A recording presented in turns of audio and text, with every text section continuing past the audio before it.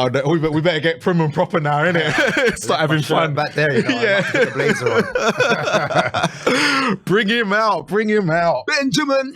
You better put your tie up to your top button. You know what I mean? What's going on over here? Sorry, boss. Sorry. That's like Alan Sugar. Sounds like the Apprentice. Guys, your voice sounds like it's Aspatic gone. and Marlon. Ange Ball has landed. People. Ange Ball is Here we are. Talk your shit.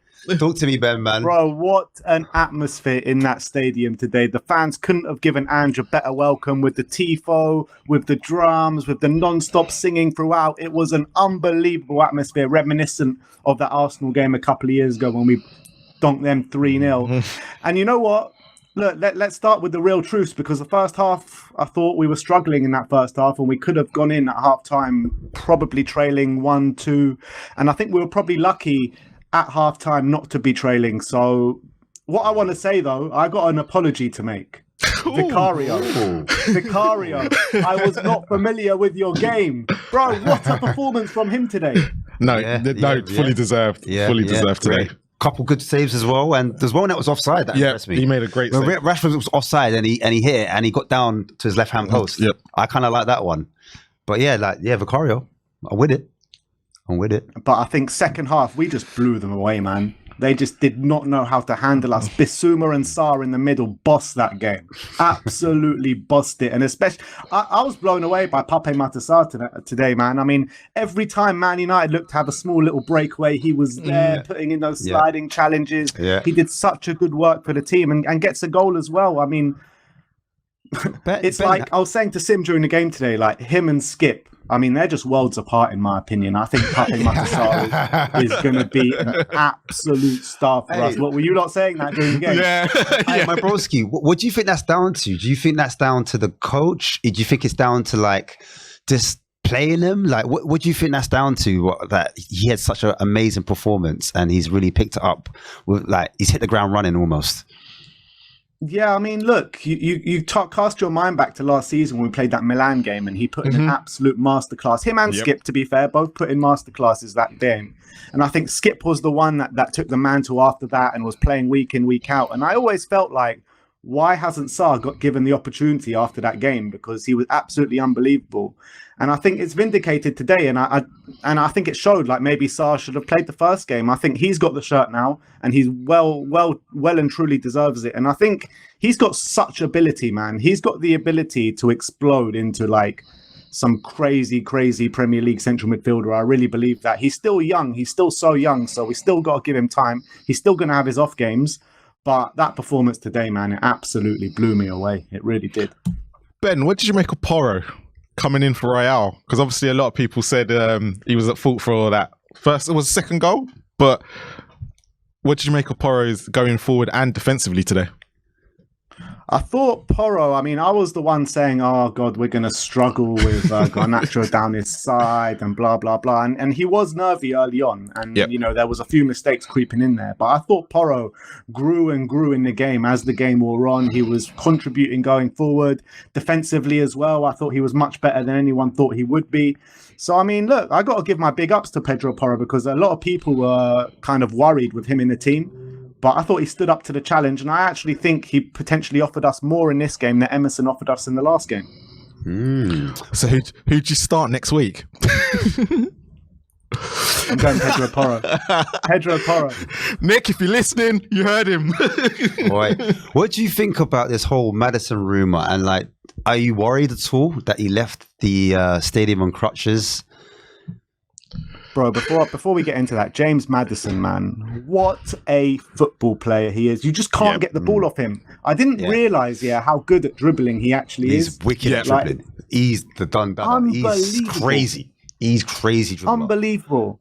I'd like to see him get into more like shooting positions and start whipping them in. But, I mean, he is just central to everything that we're doing going forward at the moment. And if he's going to be out for any extended period of time, I do worry. But we do have players like Giovanni Lo Celso. I think Kulusevski can come into that position and maybe start Manuel Solomon out on the right.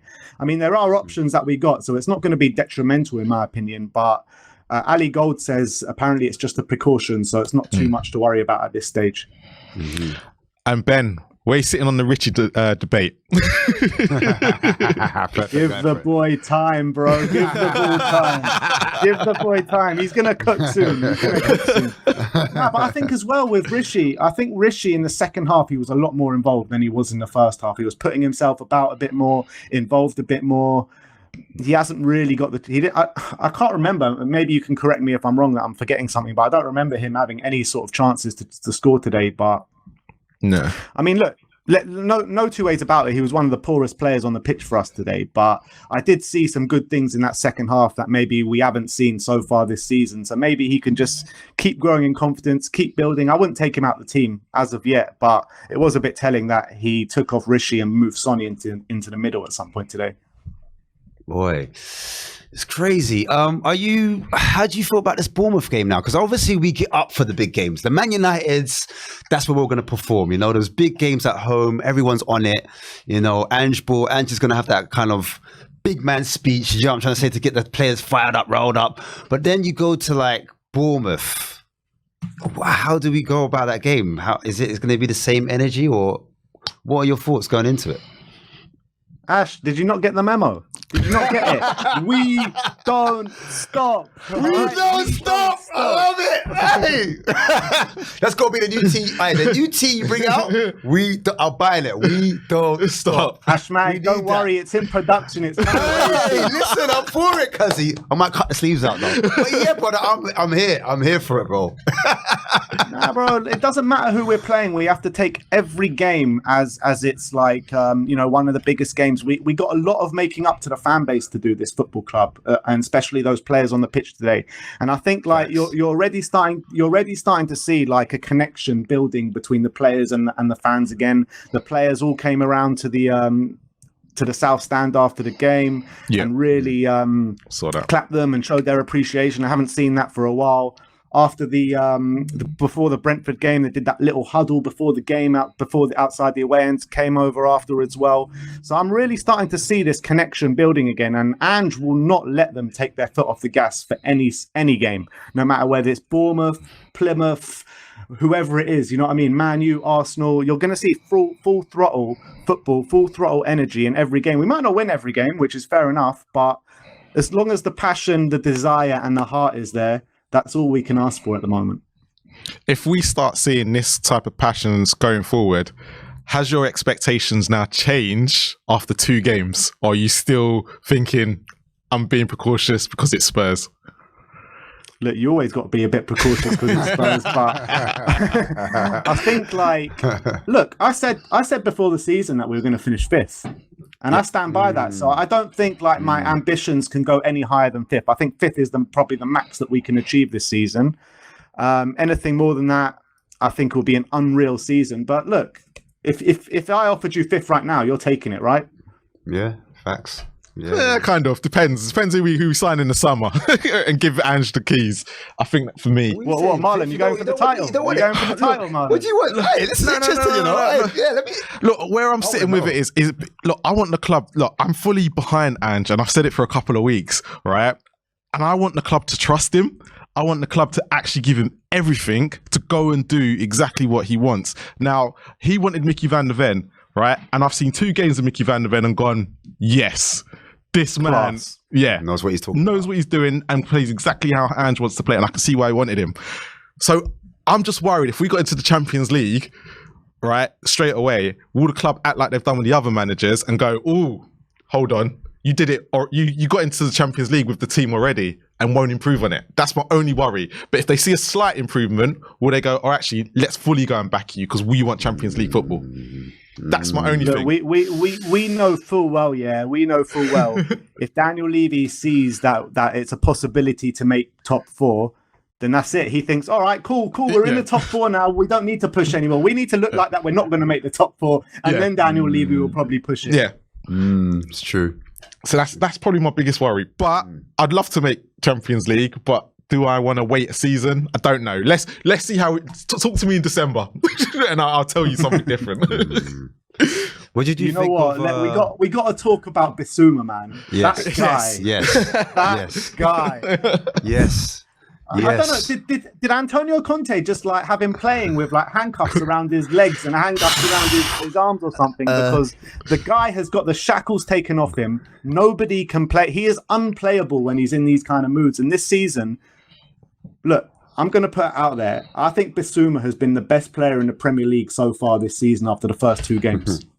Oh, what a shout. Listen, Conte was like, he doesn't quite know the tactics. He needs more time, he needs more time. But listen, Bissouma, for me, I keep saying it, he's the jelly. He kind of just holds that team together. He's the link between defense and attack for me. And he does it effortlessly as well. Silky skills, defends from the back. He does it all. He's got it all. I just need some all he needs is goals. I think that's it. Yeah. Do we have a problem if he gets injured though, Ben? Massively. A massive problem. No one can replicate in our team what Bissouma does for us. I really believe that.